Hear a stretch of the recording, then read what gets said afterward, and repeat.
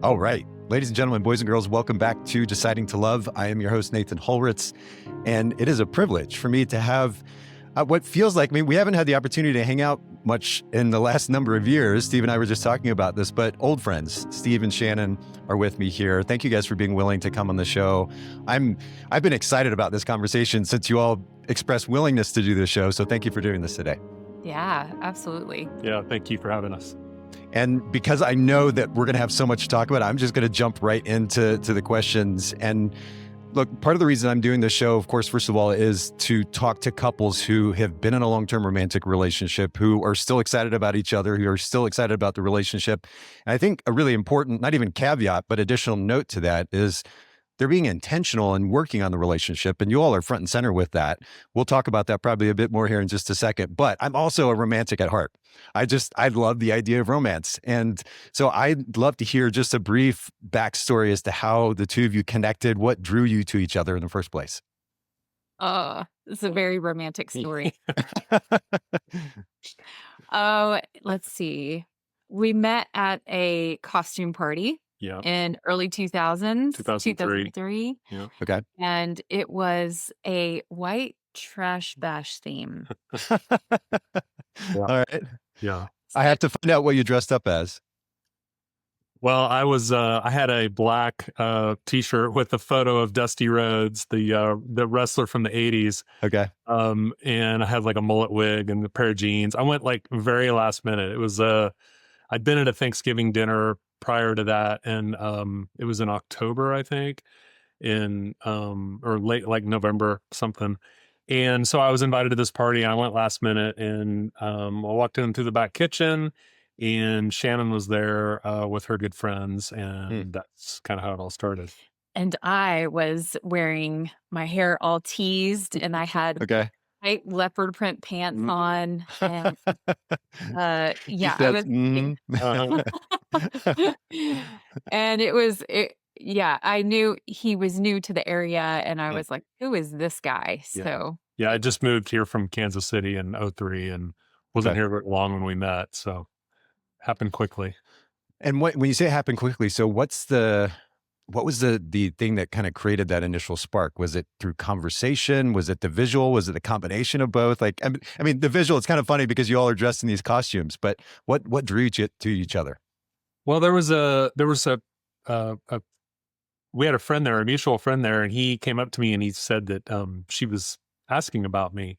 And I remember meeting her and thinking she was cute, but she was there with a guy, and I thought they were dating. So I just took her off the table immediately. And I was, obviously very single, and I was 33. I was at that age where I was like, seeking a mate, but not like it wasn't the end of the world.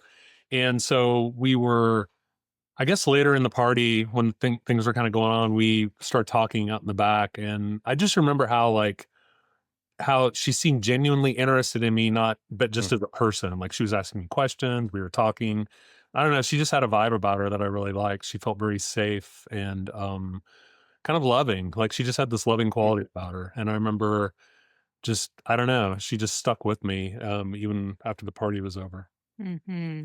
And I remember seeing him and feeling like something's about to happen. And I've met people over my life, where I just feel this magnetism or like this draw towards that person, friendships, people that I do business with, but this was different. So I was like, wait a minute, who is this guy?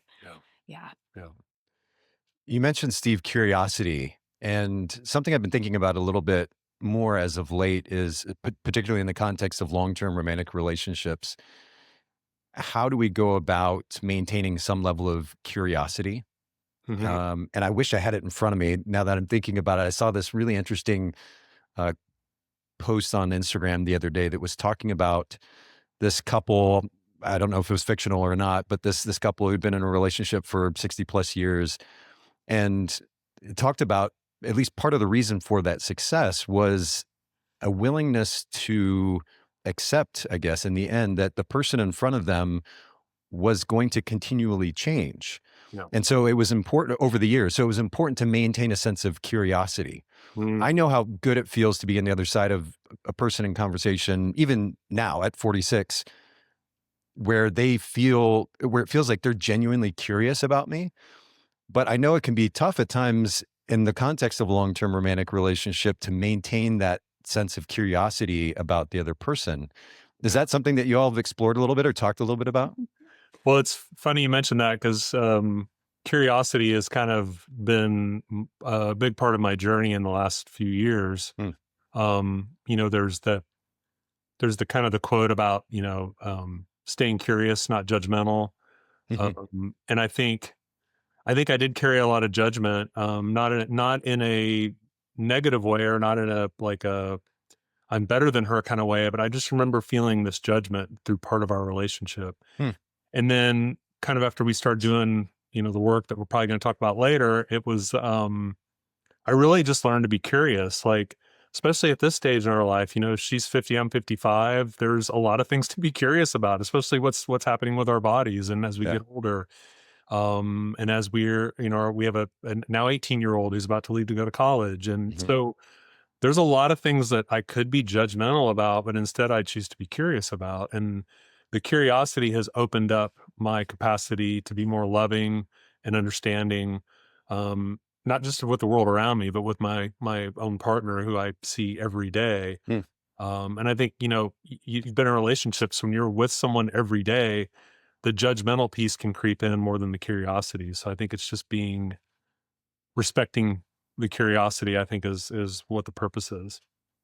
I know we're kind of going off script here. For those of you who are listening in or have been listening for a little bit, I send an outline of questions to my guests in advance, but I love to go off script when we have the opportunity to. So I want to explore this just a little bit more, if you don't mind. Curiosity versus judgment. Uh-huh. Coming from the background that I did, that's been something in particular, even in the last couple of months, that I've been kind of learning to let go of this idea of judgment. And for me, that judgment was almost like built in, ingrained in me from a very kind of strict religious background that I came from. Uh-huh. And so I've been learning to move beyond that. And to your very point, Steve, be more curious. But will you all comment on what you've done to intentionally move from that idea of judgment to curiosity? Like what's the dialogue that you have with yourself that enables you to do that? I can speak to my experience. I feel like along with the judgment was noticing when I started to assume. I felt like, "Oh, I Mm, know this guy so well. We've been Mhm. together for so long. I know the patterns. He's going to do this." And when I recognized that I was running certain patterns of assumption, of feeling like I needed to fix him or change him or, mm, be responsible for his emotions, and the codependency kind of drama triangle that we were playing out, mm, it was an opportunity to step out of that and say, okay, what's possible if this judgment, this assumption is not in the way. And that was powerful for me. I started to, instead of assume with him, I started to look at the part that I was playing. Like, what's the mm, role? What's my radical self responsibility and how I'm showing up? mm, And that shifted everything because I started to notice that he would show up differently. And then, oh, I'm super curious as to who this person is that I've been portraying as this husband that's supposed to be doing these things. mm. And when it shifted from that, it was like, who is this guy? And then Wow. also, I'm going to keep him guessing too. Like, the story you're telling yourself is this, but actually, this is what I was thinking. So just recognizing that we're wearing two different pairs of glasses and we see the world completely different Yeah. continues to like just blow my mind. Yeah.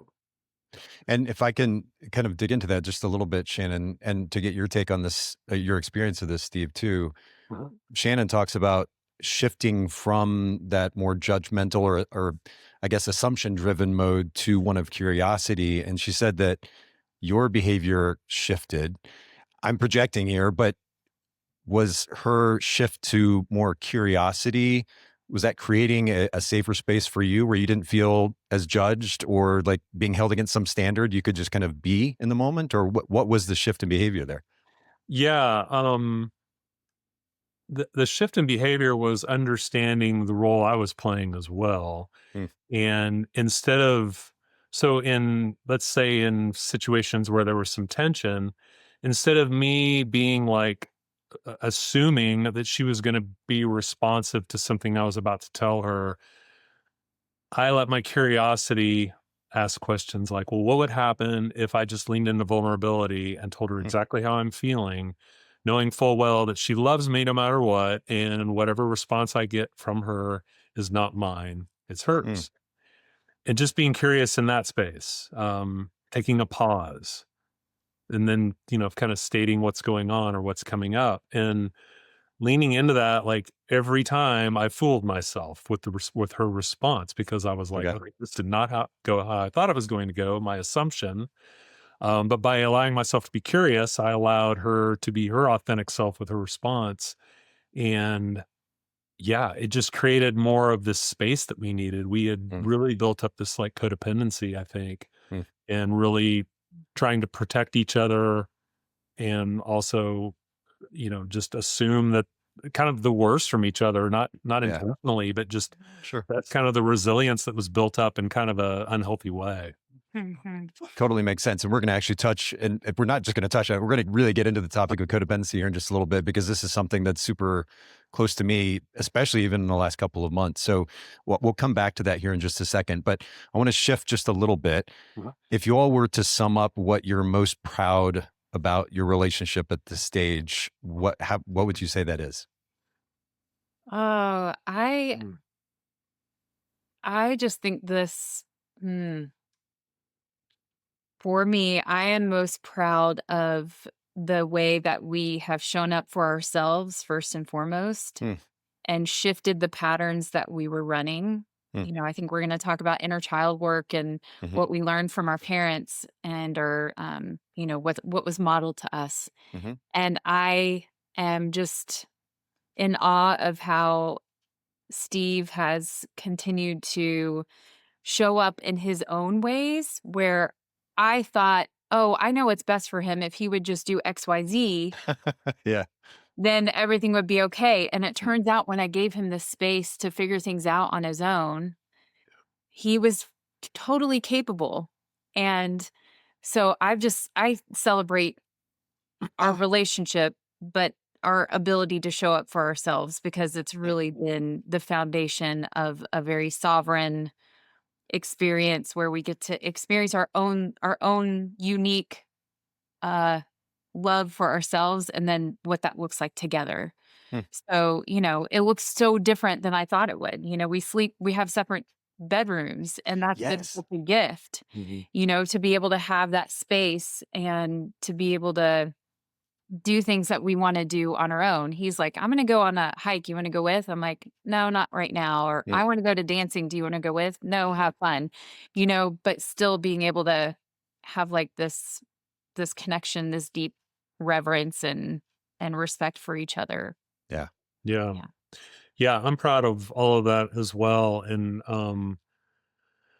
I think our ability to give each other second chances is really something I'm proud of. Mm, Um, we had a ride around 2020. Things were not great. And we, instead of, kind of taking the percentages and ending things, I remember thinking back to when I first met her, like, what, why am I in this space of feeling this departure when I think back to this woman that I met that I fell in love with and mm, loved so much. And, mm, um, you go back to the root of that and you think about like that drive or that desire. It's like it was still there, but it was clouded by all these things Shannon just talked about.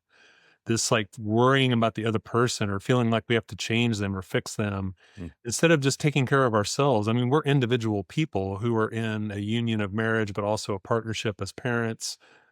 And we just like each other. I mean, at the end of the day, Yeah, she's my favorite person. I mean, yeah. I don't want to be around anybody else. Mm, So if you cut through all the layers of the bullshit, excuse my mhm. French, it's No, just it's good. it's I'm proud of that. I'm proud that we kind of climbed the hill and now we can see everything and everything feels so much clearer that we've done the work. I mean, today's our 21st wedding anniversary. No way. Oh, congratulations. That's Thank exciting. you. Yeah. And I'm proud of that. I'm proud that we're 21 years in 23 years of knowing each other and we're Wow. still doing it and we're still showing up every day. Even even when I'm not regulated, I've got my depression's kicked in or something's going on that I'm not taking care of myself. Mm, She knows that I'm going to take care of myself and mm. that in a couple days things will be fine. And they are. And I'm proud of that. Mhm. Wow. I was just having a conversation with somebody about that very concept of, I guess, finding that balance between the personal responsibility of handling our own issues, to your point, Steve, and then at what point it's okay or healthy to ask for support, I guess, is the best way I can think to say it at the moment from our partner. So maybe we can kind of touch on that a little bit here in just a bit when we talk about the codependence piece. And I'm so glad that you brought up sleeping in separate beds because I was so excited when I read that. I want to come back to that as well. So, but maybe just kind of transition because you were talking about hitting that stage in your relationship where you were considering splitting. Can you share a little bit about the challenges, maybe kind of how you might sum up your relationship getting to that point and how you face that challenge individually and or together? Yeah, I think the nutshell version from my perspective was we had this magical, meeting at a party that we described where we were in costumes, and then it gets better. Like the proposal was a whole thing. We were Popeye and olive oil, and he proposed as olive oil and Oh my. designed a spinach can that had pictures of us and nuptial facts instead of nutritional facts. And it was like it was a whole thing. Yeah. And Okay. it was a whole, our little group of friends. It was the talk of the friend group, and it was very 90s rom-com. Yeah. And so we kind of rode off of that energy of new relationship energy is what Mhm. we've learned it is. And then over the course of the time, life started happening, and we started to then rely on, instead of that energy, the patterns that we learned growing up, what we learned from mom and dad, and the limiting beliefs that may not necessarily serve our relationship or our Mm, individual selves. So what got us to that point where those patterns just kept running Mhm. and running and running. And I stopped drinking alcohol in 2018, and it just brought a lot of clarity. And mm, started shifting into perimenopause. And I think that transition of time at 41, 42 years old started to peel back some, like, okay, what else is there? What's happening right now? And as a sexual health educator and relationship coach, I was feeling this pressure of like, I've got to figure this out because I'm trying to support other people in this. mm, And it ended up being just this compassion for the inner child that was showing up for both of us. So we got to this point of like noticing what I learned was the inner child represents our in our nervous system, when we're overwhelmed, and it represents our emotions. And so it was like little Steve and little Shannon were running mm. the show. And all of a sudden I was like, oh my gosh, I have so much compassion for this inner child that Steve has that's running the show and for myself. Yeah. And so I basically was like, I don't know how we got here, but I know it's not our fault. Like we're in charge of how we respond moving forward. So I'm here to support, myself first and foremost, and give you the Mhm, space to figure things out. And if that means we need space by separation or conscious uncoupling, that was a whole thing that I didn't know existed, mhm, that I'm here for it. And, I even was like, if you need to date other people and experience something else, like whatever it is, I'm going to be okay. And mm, I'll love you. And I want the best for you because we're going to be co-parents, and we've been mm, such an integral part of each other's lives that mhm, I will always love you. And mm, so I kind of put that ball in his court. Yeah. And it was a gift because that's not the traditional way of kind of moving to what could be the end of a relationship. yeah. Instead of there being bitterness, anger. I mean, there was anger, but it was channeled in a different way. The anger was more like, for me, it was like, how did I get to this space? Like, why are we here? We're standing in the kitchen talking about splitting up. Mm, And I just remember having this vision of me living in this sad apartment and seeing my boys every other week or what, like it's easy to Yeah. go dark on that stuff. No, And it very, very much. Yeah. I just thought, again, I went back to that root of that night at that party when I first met her, and in those early years, the NRE she was talking about, and like I'm like, we can have that again, but it requires change. I have to, and she's told me that. She's like, just start doing something to change the routine of how you're showing up. And Hmm. how I was showing up was, I mean, it all started kind of in '08 when we had our first son. Was a lot of my childhood trauma started to show, it's like mirror work. I'm looking at this baby and I'm seeing this child in myself who had trauma that was not dealt with. So I started doing therapy and things like that, but I still was not regulating my nervous system. I wasn't doing any of the things that I learned kind of later in our marriage. Hmm. And so became very codependent, became like socially numbing things like alcohol. I became really good at drinking bourbon every night of the week. And, just like Yeah. just the things, that we kind Yeah. of list growing up. And so um when she told that, that time she was talking about taking care of myself, I just, I asked her again, instead of pretending like I knew what to do, I just said, well, what should I do? And she said, Hmm. well, you've tried meditation before. Do you think you could give that another go? And Hmm.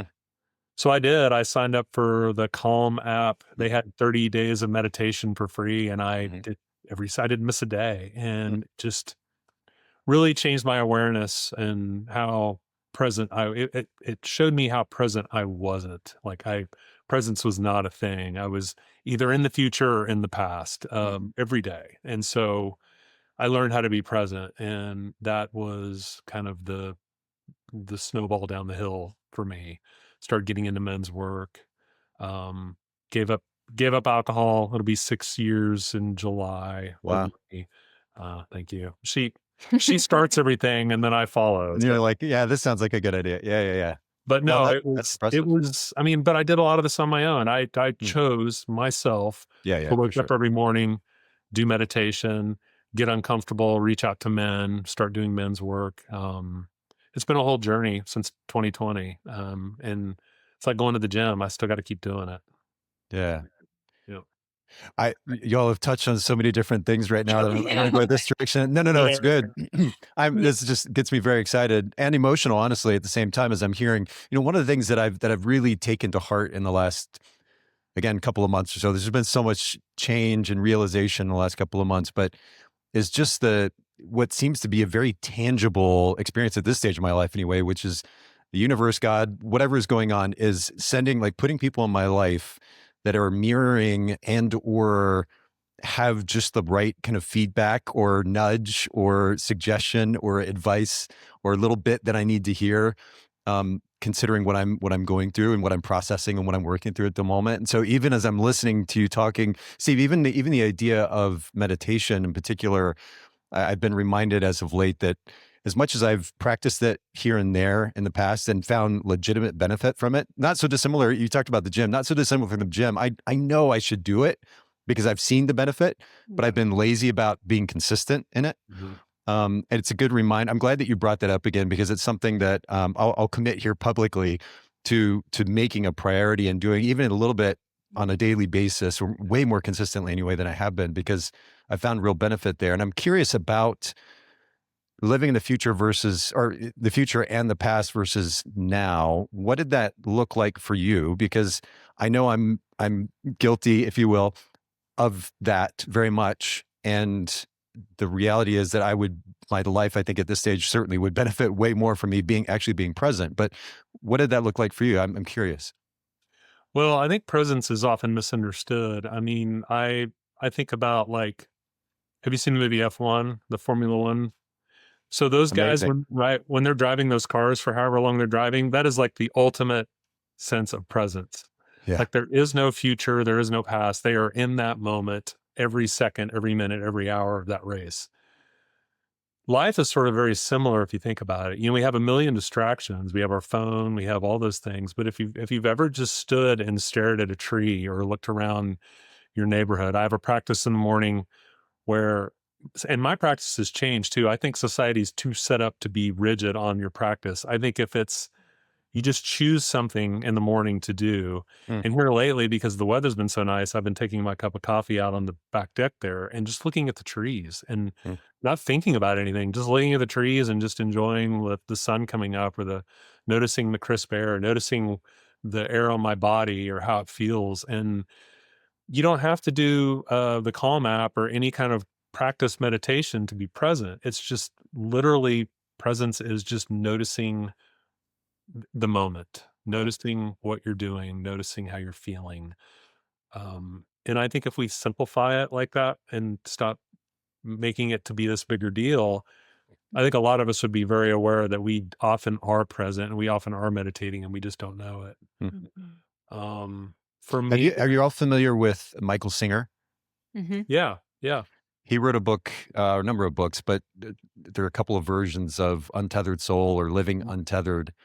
And that really, I loved the way that he described meditation being simply very much what you're talking about, Steve, this idea of observing your thoughts, not trying to, that kind of Western or American version of meditation is sit, close your eyes, try not to think about anything. And of course, naturally we do.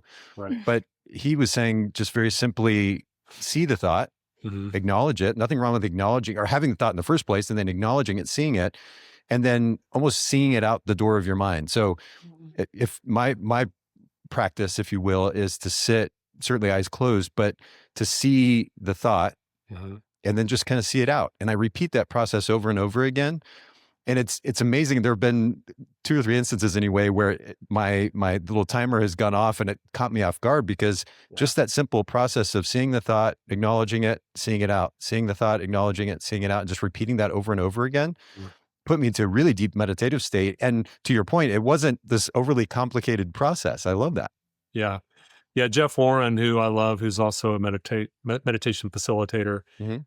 he talks about thoughts like tumbleweeds. He's like, you just Mhm. see them blow by on the movie or whatever, on the picture in your mind, and just allow that. I think that's a good analogy. Mhm.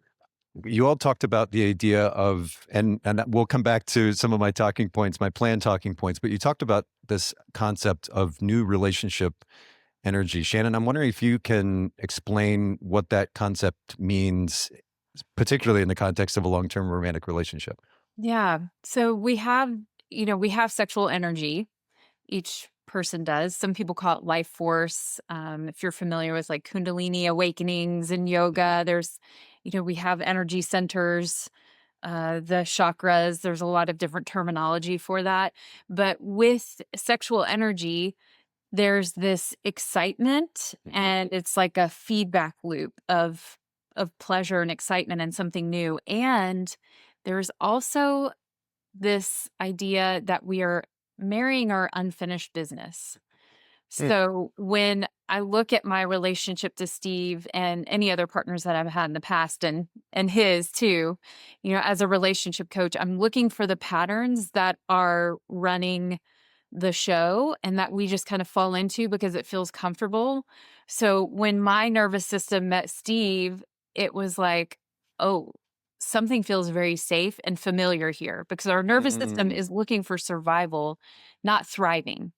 And mm, when we meet our partners, we are often at the same emotional space. mhm, So this excitement met Steve. I feel like there was like some kind of soul connection. There's like a knowing, like, I know this guy. Where do I know this guy from? And as our relationship progressed, usually new relationship energy, it goes for a while where you're like, I just want to have this person. It can be a little codependent too if you're not aware, because there's this peak in your dopamine, your oxytocin of like, oh, this is so exciting. I went on this date with them. The next day, it's like trying not to text that person because you're like, I want another hit of Steve, yeah. you know?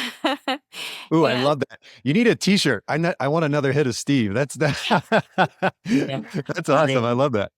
yeah, so that new relationship energy looks different from couple to couple, but for what I've experienced and in my training, there's usually about a 2-year period when somebody gets married. There's this newlywed phase of like year 1, year 2.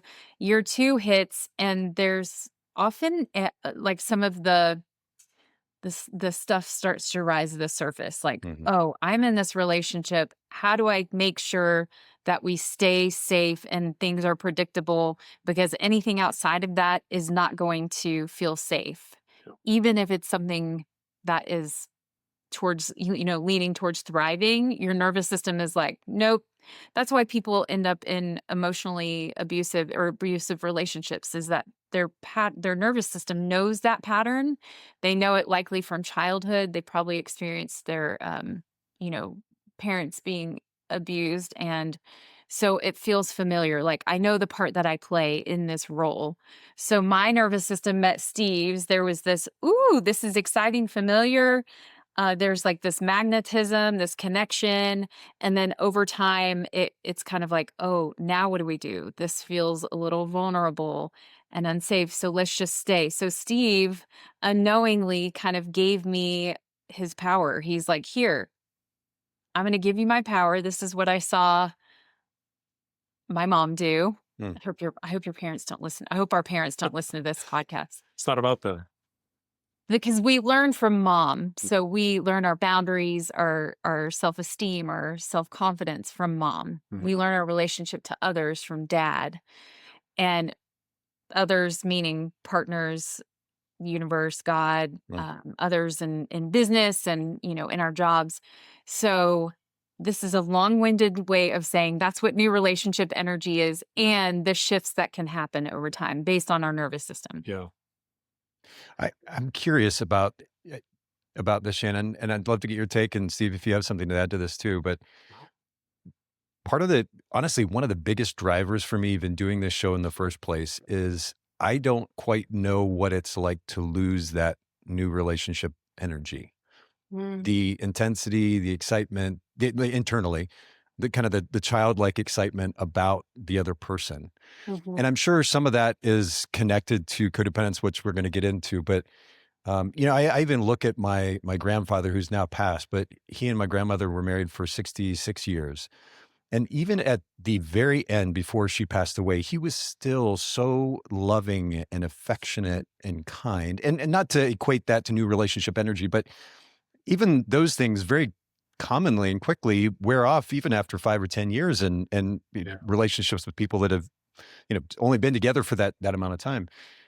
I just don't understand that concept. And that's honestly part of what has driven me to even start the show in the first place, because I call it wiring. And I guess I don't even fully understand the psychology that's driving it. And that's why I'm curious to get your take on this. But I just don't quite know what it's like to lose that altogether. I understand a certain, I guess, a comfort developing over time, a familiarity developing over time. Certainly it can be easy to maybe not be quite as aware of the other person and their needs but the general excitement for connection with my partner is something that I've not really known a loss of. And so why I, I guess I'm curious to get your take on why you think that might be, and maybe kind of where the lines are being blurred between the so-called new relationship energy and codependence.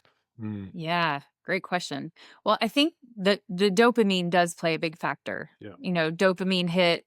We live in a very dopamine centric world now. Like, the world that your grandfather grew up in is so different Hmm. than what we experience. So what worked for relationship then, marriages and relationships and partnerships look so different. They're evolving, and we're not meant to stay the same. And there's a lot of wonderful things about that. And there's some things that we could probably, use from that era as well. But what was I feel like for us that started to dwindle when the small decisions to abandon ourselves Mhm. in Mhm. favor of our partner. Mhm. So it was like death by a thousand paper cuts. Yeah. Okay. It was Some of them were big paper cuts. We bought a house that Steve was like, I didn't really like that house, but you were excited about it. And I was like, what? I didn't find out until like a decade later. Oh, wow. So when going back to our inner child, what I learned from mom was my mom was first wave feminist. She owned her own real estate business. She was making casseroles. she was doing all the things and going to jazzercise. And so that's what and my dad was like, I'll be over here doing the taxes at the dining room table.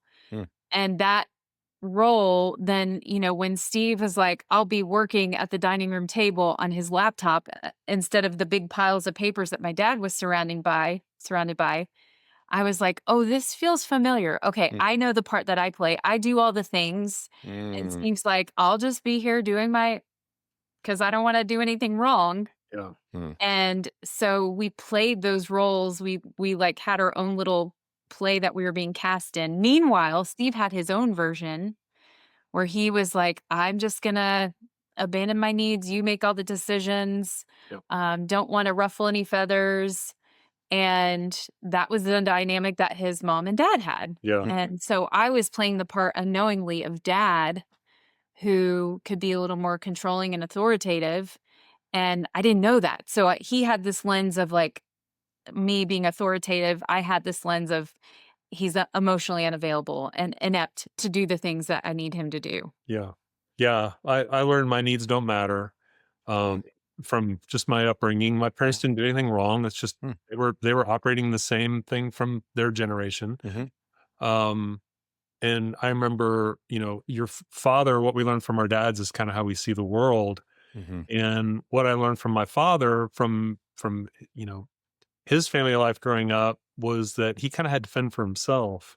So I learned that love is conditional. So mm, if I tell Shannon that I don't like the way something's going, she's not going to love me anymore. So mm, it's better, because my needs don't matter, for me just to hold it in and not really speak my true voice, like the house, like, the house that we bought. Like, instead of really being like, I don't have a great feeling about this house. mm. Can we look at other houses first? And if there's nothing better, then maybe this is the house. It was just, look how happy she is. She's out here in the backyard crying over this house. So let's get it, so she'll always be happy. Yeah. And that, it's new relationship energy or not. When life shows up every day with taxes and car breaks down, you have a couple of kids, all that, the NRE can only, fuel that for so long. Yeah. And Mhm. then all the old patterns start to show up of how we identified. So That makes sense. Okay, so going back to kind of the original point that you made, Shannon, regarding losing sense of self, then leading to, at least in part, leading to that loss of, I love the NRE, new relationship energy. It reminds me actually of the book Mating in Captivity, Esther Perel. Have you all read that book before or Oh, heard of yeah. that book? Yes. yeah. Really interesting perspective, particularly on the idea of the role that independence plays in maintaining a sense of a spark, if you will, in a long-term romantic relationship. And that's really interesting. And I'll let that kind of sit for a second. Maybe we can come back to that when we're talking about codependence. But we've talked, or you mentioned a number of times this idea of inner child work. And just to use the quote that you sent to me in advance, you said, "What patterns did you learn growing up, and how do they play out in your partnership?" The thing that and you all have already alluded to this actually, it's we see and acknowledge the impact that our parents had in our lives. We're also not trying to judge them or throw them under the bus in the process. And one of the things that I get a little apprehensive about in these conversations, and especially when we're using the word trauma too, because the word trauma used to be associated with just very dramatic experiences, I'll just say, and true trauma. In fact, maybe to put it in further context, without calling out individual experiences. My brother, at one point, we were I have three younger brothers. And as brothers, I think we were all collectively, the four of us, talking about our experiences growing up and the impact that they had on our life now as adults. And he got visibly frustrated or angry and said, like, basically, you guys need to chill the F out and realize how good we actually had it, in contrast to fill in the blank, all these other people that have had like true, when I say true trauma, I'll put that in air quotes, but traumatic experiences, sexual abuse, physical abuse, Mm. and on further on down the road, those roads. How do we address these so-called inner child issues without one, obsessing over them, because that can create this really dangerous snowball, I think, but also making them bigger than they actually are, if that makes sense? Yeah. Yeah. Curious your take. Yeah, this is the work that I do, and working with primarily women, but I work with couples, and it's not father wounding, mother wounding, it's mother learning, father learning. And it Mm, really is bringing this part of compassion online that, yes, your parents were doing the best that they could with what they had. And also, what are the things that the little version of you learned to stay safe and to feel a part of the family mm, and to know your role, that those things are no longer serving you. Like, you don't have to play that part anymore. So in my work, it's creating safety in the body because it's not just mindset work. Mindset only takes you so far. You're ignoring this entire part of your nervous system. And what I'm finding with nervous system support is that the softening of the stress, the softening of the reaction is then allowing for more space for responding. So it's taking the inner child and reconnecting, and it brings this part of compassion back online for yourself, mm, because a lot of us have a hard time loving. Like, I felt like with Steve, when he came back from his experience of his first retreat doing inner child work, I was like, whoa, I was overwhelmed. I'm going to start tearing up because it was like the first time that I felt like he was receiving my love for him and he was sending it right back to me. Before that, he didn't have the capacity. It was like, love is conditional, love is not safe. mm, And being able to see and feel the change and the connection that he had to himself, mm, that compassion that came online with acknowledging little Steve, mm, then created this compassion and space to then say, Shannon, I don't actually want that for dinner tonight. I would like to do this. And for me to be like, wow, that is really hot when you're assertive like that.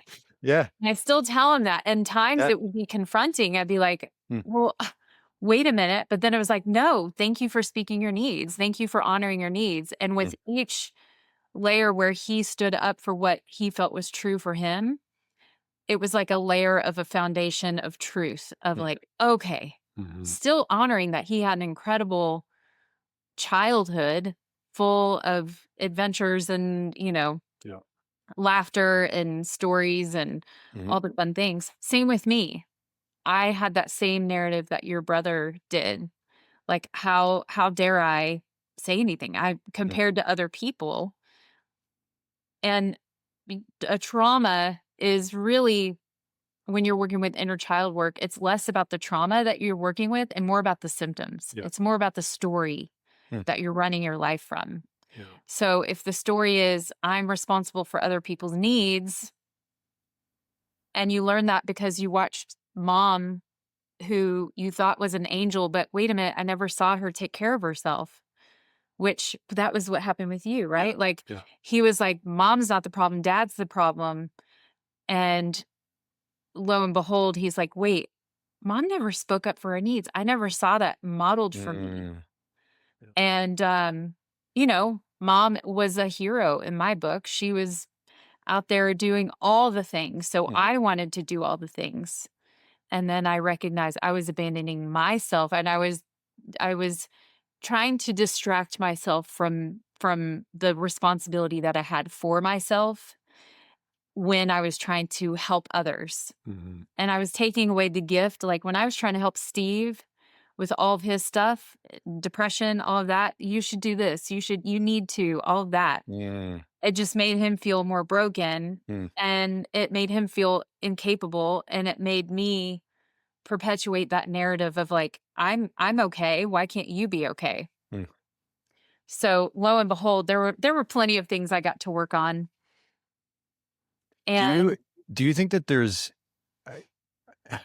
because I'm still curious about some level of delineation when we use the word trauma. Mhm. When I think trauma, and maybe this is just kind of my old school thinking, so I'd love your feedback on this. But when I think about trauma, and I'm going to use a dramatic example here. I think about being in a terrible car accident and my friend got decapitated next to me. Like, that's real trauma. Mhm. Versus I fell off my bike and skinned my knee. And in this day and age, we kind of put everything under this broad word, trauma, and it makes people feel important and significant. And obviously, we need to give some significance to these experiences we had in order to address them. But do you think that using that word for kind of everything makes it a bigger deal, maybe in our minds, and it kind of shifts the way that we look at it and respond to it and even address it? I think it can. I think that trauma is anything that's too much, too fast, too soon for your nervous system to process. Ooh, I like that. Okay. And so when you think of it from that lens, I can see where there is this victim consciousness where people are like, oh, I had this big trauma and now I can't. And, the mental health crisis, I use that term. I mean, there's been a lot of good in my experience. There's been a lot of wonderful things that have come out of that. But the whole trauma informed thing, I like to think of it as human informed. Like, how are our bodies supposed to operate when we allow our emotions, when we connect to our emotions? Because the inner child is just a metaphor for your emotions. Yeah. So if we didn't learn how to embody our emotions and allow them to be there, it's just emotions are energy in motion. And if we just shove it down, logic it, project it like I was onto Steve, then we're not learning to allow them and use them as guides. Okay. And so Go back, if you don't mind, one more time you said two emotions, too much, too fast. And what was the third? So trauma is, or trauma rather, that's too fast, too soon. What was the other two? Too fast, too soon. Too fast, too soon to process, basically. Yeah. Okay. I feel like there was another word in there. Too big, maybe too. Yeah. So there's a sense of overwhelming our emotional structure as an individual. Yeah. In that experience. It's not closing a loop. So your inner child learned a lot of things. I think about when the Challenger shuttle exploded. Mm-hmm. A lot of Gen Xers had that experience where the teacher rolled the cart with the TV on it into the gym or into the classroom to watch it, and then the Challenger exploded. And I just remember, like, we were dismissed and teachers were crying around me. I don't remember like any processing or any conversation about it. It might have happened, but my system may have not been open to allowing that to move through me. Yep. But that is something that comes up a lot. Like, did anybody think that? And then we were making jokes about it because we didn't know how to process it. So that's just one example. There can be a million other examples of where someone says, you calm down, you're too much. You're too much. And you're trying to put on a show and just like make everybody laugh. And and so then you're like, got it, I'm too much, stay small. Yep. So there's just a lot of different open loops that our nervous system is running that we get to close. So the trauma loop is sometimes the somatic, all of them. Here's we're going to tie it all together, Nathan. Yeah. Okay. So the piece that's missing is the somatic release of whatever happened. Is that what you were waiting to say? No, I'm just preach. Okay. So remind me, somatic release. Will you define that for us? It's somatic of the body.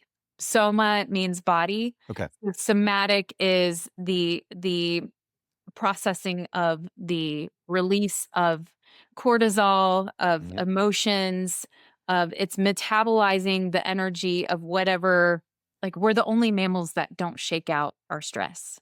If you see a dog go to the vet, took my dog to the vet, and every dog that was coming out was shaking, and they would yawn and then they'd shake, and they're like, whew, glad that's over with. We do the same thing as kids. If you've ever had an experience where you start shaking and you're like, oh my gosh, or you almost get pulled over and your stomach starts to, and that happens less and less as we get older because we learn to tamp it down, to keep it together. Even people that have experienced major traumatic events, they will be given Xanax to calm down, but our bodies are so wise. They need to release. And we do a practice called TRE, tension and trauma release, where you do these exercises to allow the body to get into this state of relaxation so you can shake and start yawning and tearing. That's how we release that stress. Yeah. And that helps support your nervous system. So, like meditation and breathing, those types of things are great, breath work, but those bigger opportunities to release emotion and release through stress, cry, or releasing the stress, the crying, that all is super powerful. Yeah, Yeah. I mean, I'll say in the last, I know I keep talking about these last couple of months, the last couple of months, just random times, a song, something on the TV, these little triggers, like I find myself crying, Yeah. and I realized in some form or fashion what it is that you're saying, which is it's just I've needed this kind of release, but Mhm. I also go back to, because I was writing down as you were talking here, open loops that need to be closed. I really love that as a kind of a concrete concept to wrap at least my mind around when it comes to this notion of trauma. And I'm glad that you called out too that culturally speaking, it's good that we've brought all this attention to this idea of mental health. But in some ways, I feel like at times it feels anyway, from the outside looking in, that people are kind of maybe making it a bigger thing that it needs to be. And as a result, maybe even making it, creating a bigger challenge when it comes to addressing that so-called trauma in their lives. But if we in some way simplify it to this notion of open loops that need to be closed, at least for me anyway, it allows me something concrete to look for. I'm like, okay, so what's the open loop or the set of open loops here that I need to address to close those loops to develop a certain level of emotional health, or redevelop a certain amount of emotional health again. I really love that as a concrete concept. Mhm. Yeah. Like those loops could be called unresolved trauma. Yeah. It's and closing the loop could be just doing inner child work where you're kind of going back in time and remembering that, because we all remember like this little tick that happened when we were children that seems so impactful that it's embedded in our memory. But what we don't address is that it's in our bodies too. Our body holds on to so much trauma that our minds can't process because our body's holding on to it. We're not thinking about it, but it's Mm. there. It's in the body, and that's where the somatic work helps you close that loop or release it Mm. by letting kind of physically letting go of that trauma. And it's calling forward the part, so if you are feeling safe in your body, and I can do like a little mini, can I invite you to do this with me real quick, Nathan? Yeah, sure. So just taking a couple deep breaths in through the nose and out through the mouth.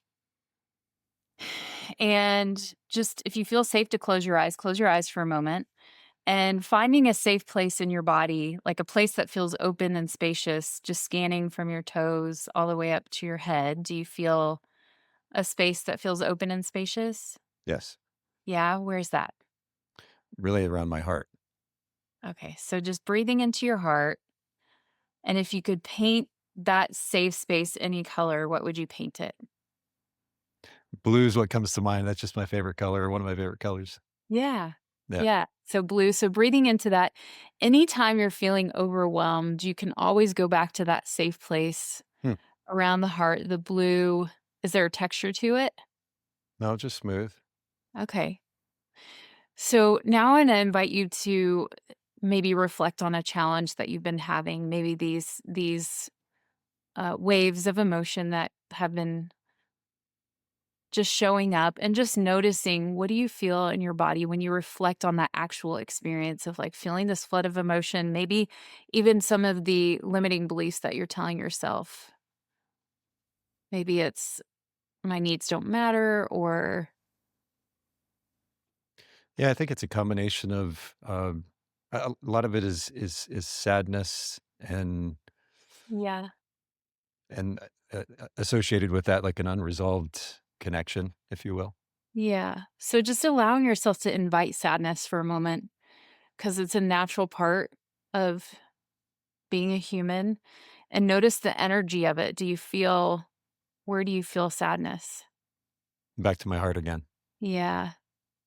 Back to the heart. And is it a different color now? Red. And uh is it a temperature? No. No? Okay. and just breathing into that space. And if you were in a place where I'd say, is there, if there's emotion that wants to come through, just it's like creating a space for sadness to be there and just allowing it to move through. An emotion can move through. A Harvard researcher did a study and found that we can allow emotion to move through in 90 seconds Hmm. without story. But some of us have been storing a lot of emotion up for a while that it can feel like, oh my gosh, if I let this go, it may never stop. Yeah. Yeah. So just breathing compassion into that part of you, into the heart space. A deep breath. And I think the beauty in what you shared, Nathan, is that with that red heart that may feel this sadness, that can also be your safe space too. So maybe imagining going back to the blue, to the safe space of the blue,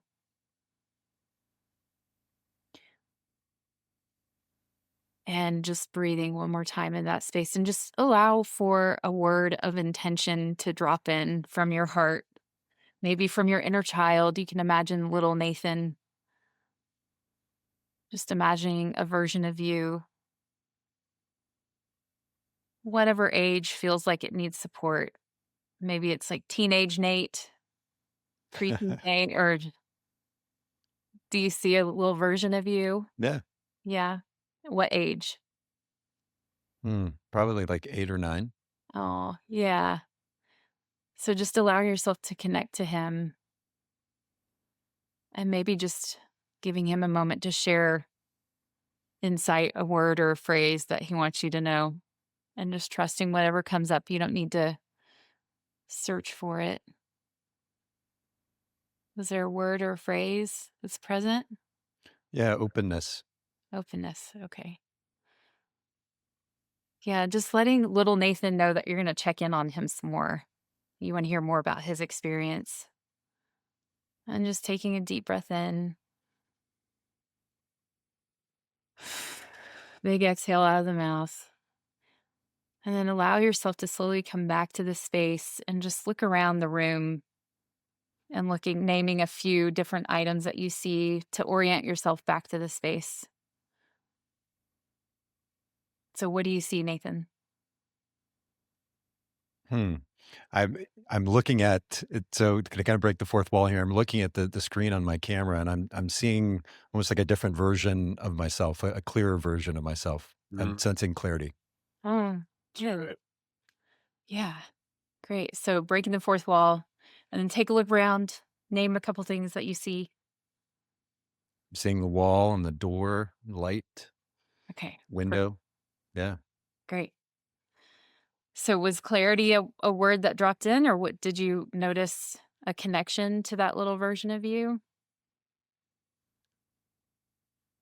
I think, I mean, and a lot of the so-called inner child work that I've been doing, particularly in the last couple of months, there's as I've kind of further broken from, it sounds dramatic, but like these bonds of codependence to a level that I didn't even realize I needed to. Mhm. It was pretty. I'll use the word traumatic at this point because it just turned my world upside down, and I didn't really even know what to do with it, and it was layered on top of multiple other things that I'm dealing with in my life at this point. I mean, true midlife crisis, but Mhm. amidst that, to be able to have some level of confidence, and then as a result, clarity, is really important to me right now. Mhm. And that confidence that comes not from connection with others or emotional regulation by others, but a confidence that Mhm. comes from me. That then again translates to clarity. I think it's something that I certainly need, and that's kind of what comes to mind right now. Yeah. Thank you for doing that. I'm glad that you said the emotional regulation from others, and I think that's a great definition of codependency. Is Steve used to be my nervous system regulation. Yeah. Yeah, and that wasn't working very well. I'm Let, curious. Go ahead. no, please go ahead.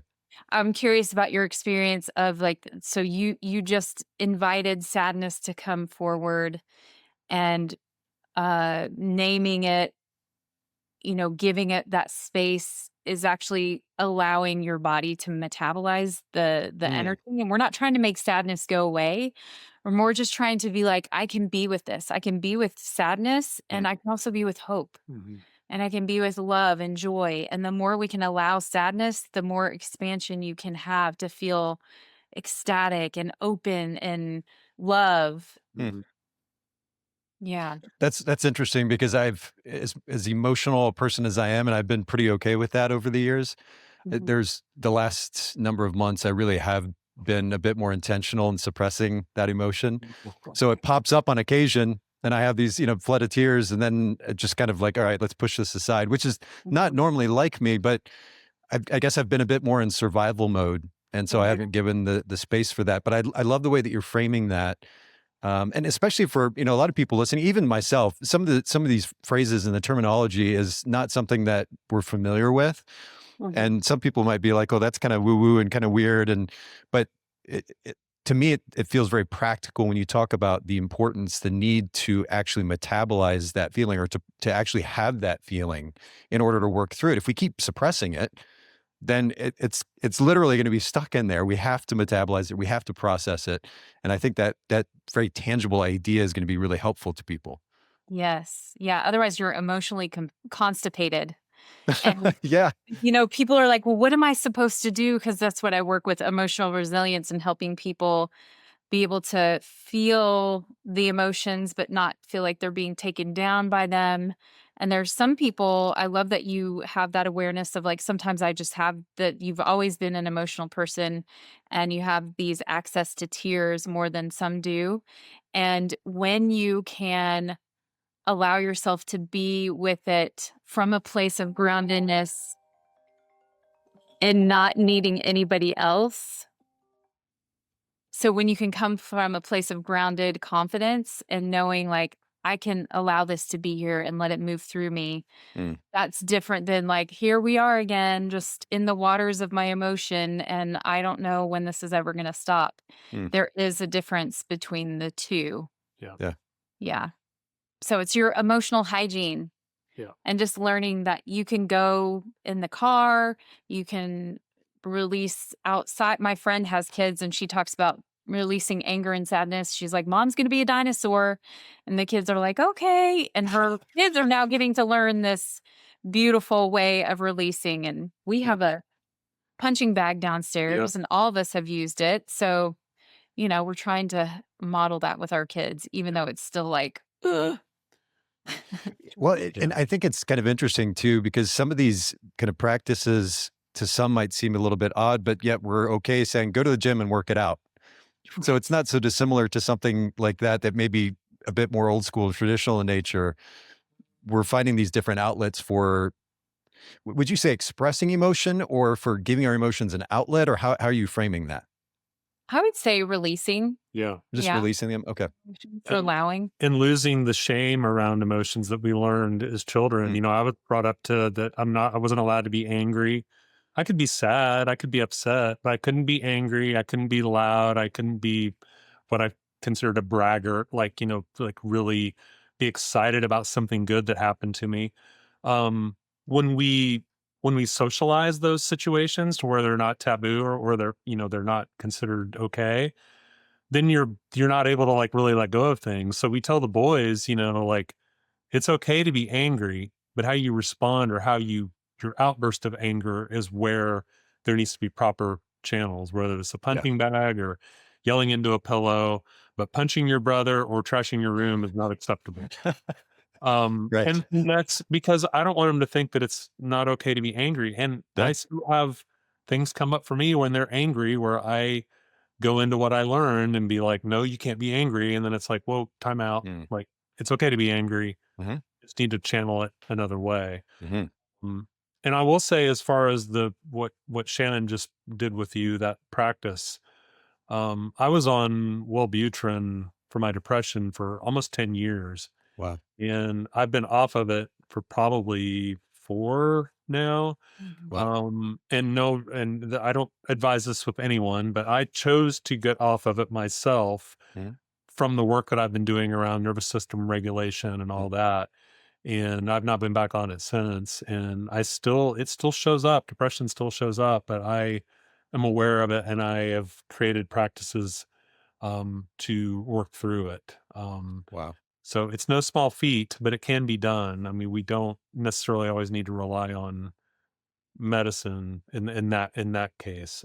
Again, I'm Uh, not a doctor, not pretending to be one, but sure. that's what worked for me. So, um, That's wonderful to hear. yeah. Well, I want to use this. First of all, I want to respect y'all's time. I'm keeping an eye. I know we're going long here, so maybe we can do a part two at some point. I'm going to actually jump ahead in what I planned on asking you about too, because I think what we've been discussing is a good segue into the topic of codependence. And you all were talking about the idea of relying on the other person for emotional regulation, and this was a couple of months ago when things really kind of turned upside down, and ultimately the best way possible for me. Mhm. One of the phrases that came to my awareness at that point was this idea of emotional regulation or co-regulation, which is the behavior, the codependent behavior that I've been exhibiting for so long, not even always realizing it. Because my assumption was I'm in a relationship, this is my quote unquote person. Mhm. And so I certainly don't expect them to manage. I didn't think that I was relying on them to manage my emotions per se, but I did want a sense of support from this person who knows me better than anybody else. Where is, from your perspective, the, I guess, the line between codependent behavior in that regard and a healthy behavior in the context of a loving romantic relationship? Mhm. Well, I think the connection as when I work with my clients, and I know in our experience, the more connected that we are to ourself Mhm. and clear on boundaries with self and self-care and self-confidence, the more I will say I invite more than demand now. Even though I wasn't like demanding, there was a subtle like Mhm. neediness Sure. to my requests. Okay. And, we could go I think part 2 of our conversation could be around the 5 personality patterns and how we Mm. show up in overwhelm. Mhm. And we could also talk about the drama triangle and attachments. Okay. For the basic answer to your question, if I ask him something and I'm depending on only him to give that thing to me, that's codependence. Mhm. Okay. I like So that. now I'm okay when he says no. Like I have asked, "Can we do this?" "No, not really feeling it." I'm like, "Dang it. I'm disappointed. I would like to. I would like for you to join us in this experience, but not at the expense of your capacity to be at that place. Yep. Like Mm. if it's going to take away from your energy tank, then thanks for honoring your needs. I'm feeling a little ouch, but I'm glad that you're taking care of yourself." The word that you used leading up to our conversation today was the word sovereignty. Mhm. Would you interchange that word sovereignty with independence? And is that what you're describing in this context? Yeah, like autonomy, Autonomy. sovereign. Yes. Mhm. Yeah, individual. I think when I think of a big shift in my work and understanding how this could look is I had 2 friends that had dads that passed away at the same time. Hmm. And it was like the tale of 2 widows. One sold their house, moved near their grandkids, got a dog, started dating a guy, started going to salsa lessons, and was very sad and lost their husband. And, but she was okay. The Hmm. other woman was a mess. She started drinking, was praying to God to take her every night. Her kids were like taking turns going over there every day. And I was Hmm. just like, oh Mhm. my goodness, I had no idea that it could look so drastically different when those 2 couples were together. You would think, "Oh, they're both in a great loving relationship." So, so yeah, codependency, it's a thing. It's a Sneaky big thing. thing. It's What a I sneaky realized for myself was that I was masked. Part of the issue is that there was codependent behavior in the sense that my sense of happiness was, I was kind of putting in the shoulders of my partner. Mhm, If they were good, then I was good. If they weren't good, I wasn't good. Kind of telltale signs of codependent behavior or mindset. The other mhm, part that I realized too, that I've really had to come face to face with to address, is that I was quite unhappy with myself. And I was using the relationship and the quality of the relationship or the happiness of my partner to kind of determine the happiness of my existence versus being in a good place on my own first, yeah. and then coming to that relationship in a much, much better space psychologically, emotionally. And I mean, that's a hard pill to swallow, but it's just the kind of the reality I realized of the situation. And by the way, it wasn't just about this person that I was in a relationship with, but it was also, I realized that that was stretching out to other relationships, family, Mm, friends. And I needed to change that narrative and that behavior. mhm. And in the middle of a bit of chaos in my life, again, this kind of so-called midlife crisis, my kids are gone now. My life is shifting professionally. And oh, by the way, so much, by the way, of what had, at least in part, enabled some of the success that I'd seen in my life professionally and was a result of these relationships that I had had, but now realizing that I had framed those relationships in the wrong light Mm. really threw me for a loop. And Mhm. so being able to deconstruct the relationship, see the good where the good was, but then also realize my codependent behavior and begin to address that part of it has been, I mean, it's been overwhelming, but it's also been a wonderful challenge. And I'm just kind of trying to put my head down and move forward, and along the way, get perspective from wonderful people like yourselves about how to best approach that. But that just gives you a little bit of context, if that helps. Yeah, Yeah, yeah. totally. Yes. I love all of your awareness and how you're putting this out so vulnerably and you get to do this. That's why I tell a lot of my clients where they're like, I need to do this, I should do this. And the reframe can be, I get to do this. And, for some the pain point never gets great enough to where they get to make that change and that shift where there's more possibility. Hmm, And, with Steve, it was like, "Hey, I don't want this. I think we may need to separate." And he was like, "Oh, wait, hold up." And, and so for you, I'm grateful that you get to have this experience of giving little Nathan what he didn't get and being able to get curious with how you are moving forward and noticing those patterns shift and having more sovereignty and more autonomy.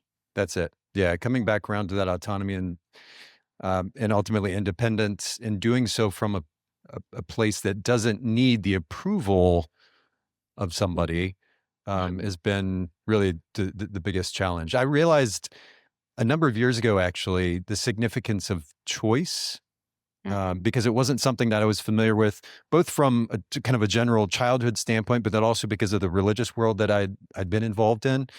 This mhm. autonomy of choice, making a choice for myself, but then being able to be confident in that. I saw that that was important. I just didn't realize that I ultimately wasn't really practicing that. Yeah. And so hitting this place now has been a good, but I don't want to make this show about me here. I'm curious, maybe just as we have a few minutes left, just to touch on, I wrote down earlier this conversation, and it's very much related to the idea of codependence, and really a loaded conversation, but separate beds. This is a very interesting thing.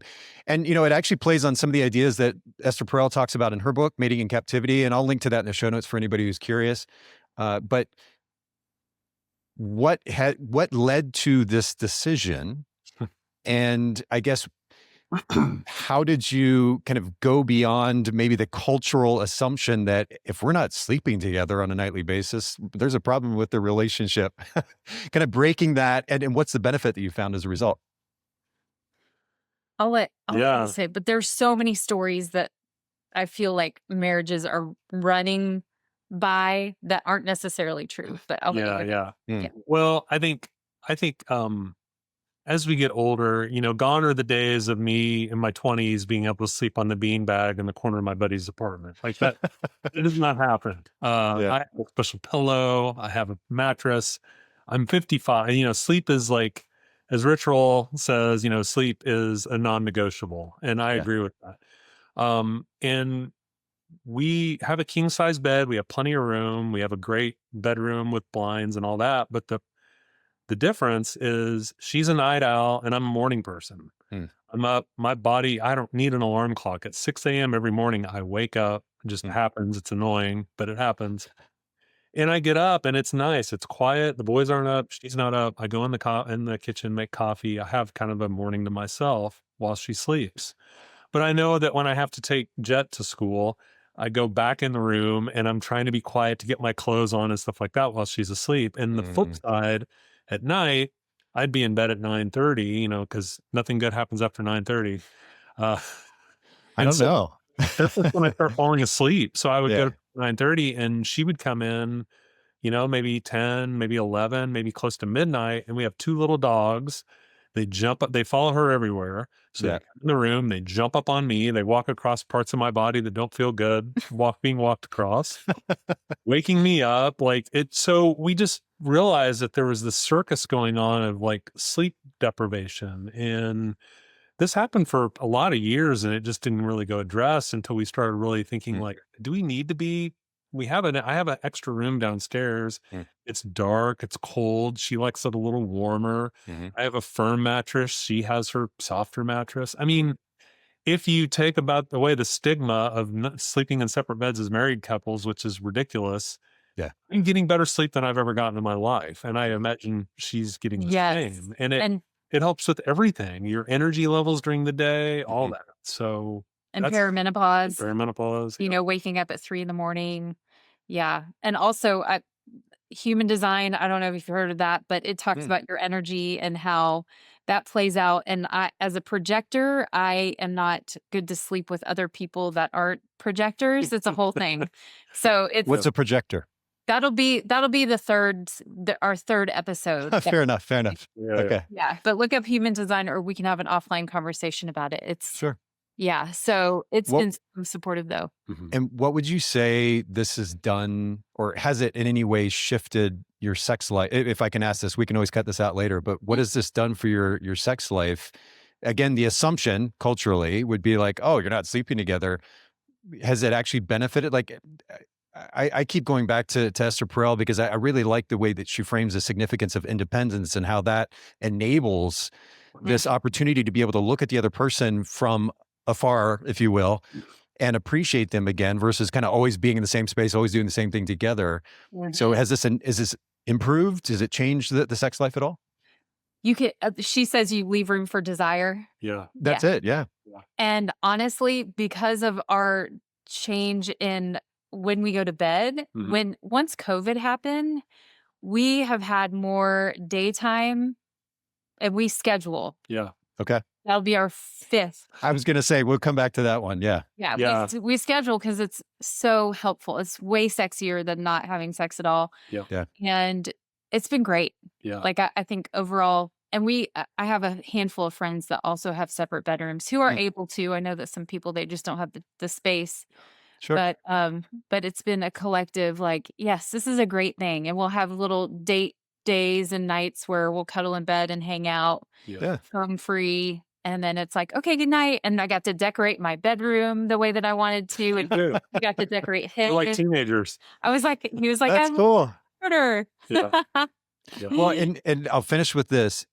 Was the transition to sleeping separately, did that all kind of happen at the same time that you were addressing these issues with your relationship, 2020, 2021, in that time No, frame? it was later. Yeah. Okay. It was later, yeah. It was kind of like the last piece, maybe. But I guess as you developed a further sense of like individual emotional health, it probably made that transition a lot easier, right? Oh yeah, yeah, for Because sure. now, because the concern, we'll set the cultural projections aside. The concern in the context of a relationship that's codependent is what am I making them think about, or what am I making them feel? What am I making them think about how I see them in the relationship, and on, like whatever narrative we create in our minds. But you all have developed this healthy sense of self, the sovereignty that you're talking about, which enables something like a choice to have separate bedrooms, at least makes it easier, I would assume. Yeah. And Oh, yeah. I think we attribute a couple of terms that we say too. When we do assume, I'll say the story I'm telling myself is, you're frustrated because I did this thing. And he's like, oh, no, not at all. Actually, I'm really frustrated because I just got this email for a job that they want me to turn around. And I'm like, oh, so speaking the things out loud has been huge, and noticing that they are just a story. Yeah. And I learned, I think a lot of this too is helped by my learning of that I'm not responsible for her feelings, Yeah. nor is she responsible for mine. And Nathan, if I picked up a bad habit along the way and I'm not addressing it, and she comes to me and she says, when you do this, it makes me feel like you don't care about whatever. When she says that to me, I may have a ping. I may feel that urge to be defensive, but in the work that I've been doing on myself, I'm like, that is not mine to defend. This is hers. This is her needs not being met, and she's expressing them to me. Can I just hold space for her to express how she's feeling? Okay. Whatever's coming up for me right now, it's kind of like that meditation piece that's like, can I just let it blow by in this movie and be okay with it? Or maybe later I go back to her and say, when you expressed that to me, I had this stuff come up and it's still bothering me and I would like to talk about it. Now, am I like that every time? No, but that's the weight room part Yeah. that I'm working You on. are So, most of the time, though. thank you. Yeah, but It's validating. I it appreciate it. happened like 2 days ago. Yes. Where I was like, dang, you are, yeah. That's cool.